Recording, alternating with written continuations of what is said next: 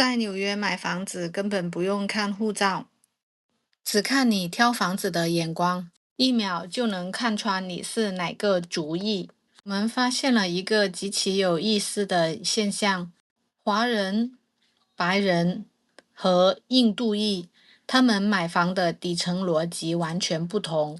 先说一下咱们华人，华人买房，第一看学区，第二看风水，第三看升值潜力。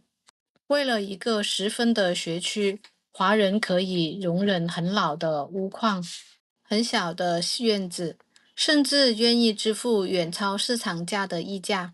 而且华人买房更喜欢全款或者是现金。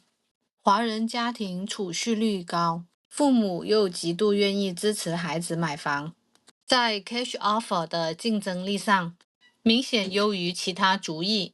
但是风水同样是硬指标，路冲、死胡同、靠墓地，还有高压线，都是要考虑的因素。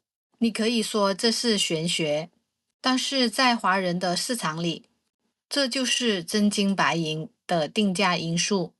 再来看看白人客户，白人买房先看什么呢？一进门就先看自然光线好不好，厨房中岛够不够大，后院能不能开 party。很多华人不理解，厨房弄那么大做什么呢？这个就是思维方式的差异。白人买的是当下的生活体验，在他们的文化里面，厨房不是干活的地方，是家庭社交的绝对核心。他们愿意为一扇能够看到日落的落地窗，支付你想象不到的溢价。他们还特别愿意买百年老屋 Craftsman 风格，然后自己动手刷漆翻修，享受那个过程。白人在财务上很少向父母借首付，他们习惯理性加杠杆，付10%到20%的首付，剩下的钱留在股市里面，或者是养老金里面，绝不会为了买房牺牲度假、高尔夫这些生活本身。最后说印度裔，印度裔买房的诉求就是空间要大，卧室一定要多，最好是5个房间起步，因为他们的家庭结构是家族式的，一套房子要住3代人，而且还要随时接待亲戚。房子对于他们来说不是私密空间，是一个家族的承载。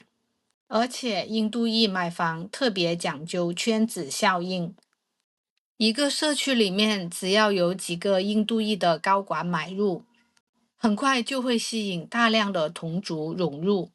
他们偏爱全新的大型建商统一规划的高档社区，气势要大，门厅要高，院子要宽。还有一点跟华人很像，印度裔也非常的看重学区。在美精英，印度裔对教育的追求一点都不会输给华人。你看，在表面上大家都在买纽约的房子，但底层逻辑是完全不同的。华人买的是未来学区升值，下一代的起跑线。白人买房买的是当下体验、隐私、此刻的生活质量。印度裔买房买的是集体、家族、圈层3代人的容身之所。